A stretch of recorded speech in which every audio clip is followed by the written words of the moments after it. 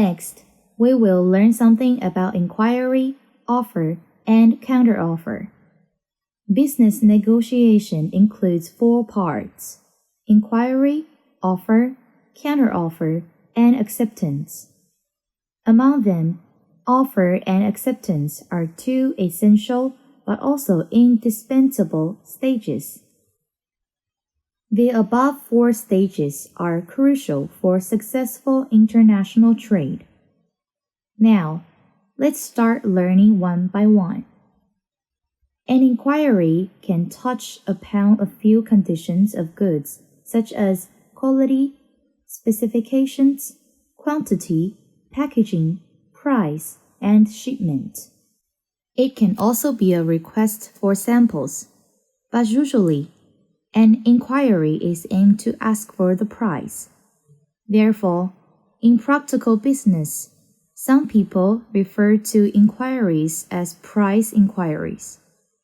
It is important to note that an inquiry is not mandatory for every transaction, nor does it have legal binding force.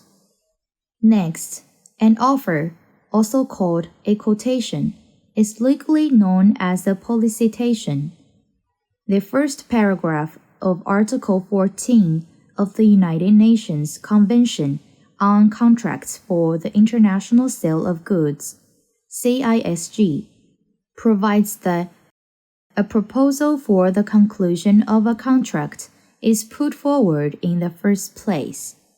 If it is made to one or more specific persons and indicates the intention of the offerer to be bound in case of acceptance, this constitutes an offer. An offer can be made by the seller or the buyer, so there is a distinction between the selling offer and the buying offer. The latter is commonly known as a bid. Note that an offer should be made to one or more specific persons, given the flexibility of the Convention's provisions regarding offers and the different interpretations of offers, varying from country to country. Special caution should be paid in practical businesses. First of all, the content of an offer must be highly specific. It means that the proposed contract should include at least the following 3 basic elements. Mark the name of the goods. Expressly or implicitly specify the quantity of goods or the method of determining the quantity. Expressively or implicitly specify the price of the goods or the method of determining the price. When making an offer to an external party, it is preferable to clearly state each of the main terms of the transaction. Secondly, it should be made clear that the offerer is bound once an offer is accepted. When making an offer, the proposal to conclude a contract should be reflected in the offer. If the offerer is merely conducting negotiations on certain terms with the offeree, without indicating any intention to be bound by their suggestions, then this proposal cannot be considered as an offer. Then, in the international trade transactions, how to determine the time period for valid acceptance of an offer and the latest time limit for acceptance of an offer. There are many 2 different views and approaches. Set a deadline for the latest acceptance, or set a period for acceptance. How can the validity period of an oral offer be determined? How should an offer without a specific validity period be handled? How should an oral offer be handled? If there is no explicit provision, they are valid only at the time they were made. If so, in accordance with international practice, it should be understood to be valid only for a reasonable time. Let's have a summary. For an offer made orally, It goes into effect immediately once the other party becomes aware of the content of the offer. For an offer made in writing, there are two main views and practices.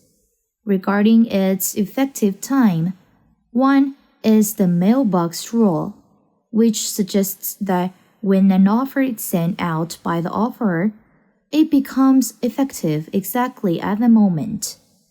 The other is the doctrine of reception, which argues that an offer becomes effective only when it reaches the offeree. China adopts the doctrine of reception, wherein the effective time of an offer is determined by the time it reaches the offeree.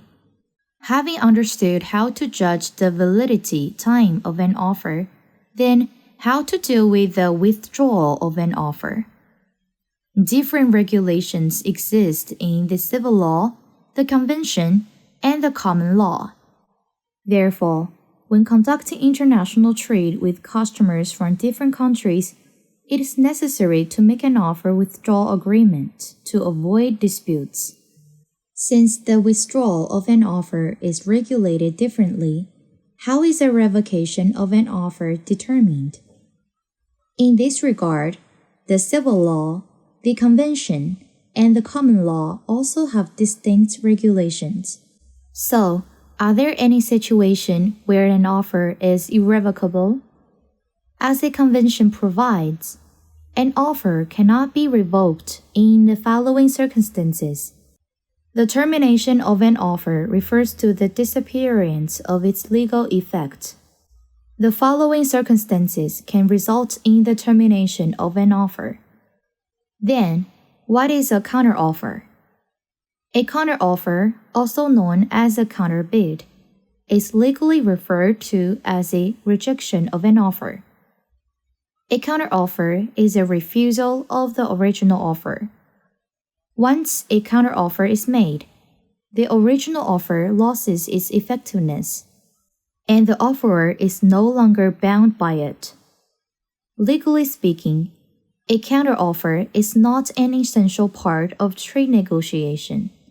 However, in practical businesses, counteroffers are quite common. Sometimes, a transaction requires multiple rounds of counteroffers and negotiations before reaching an agreement. Let's move into the in-class practice. Please take a look at this case study. Analyze whether the transaction has been concluded. The transaction has not been concluded because our side made a counteroffer via phone call on March 22. According to the legal provisions, an offer is void upon counteroffer. At the same time, the original offerer did not respond to the counteroffer.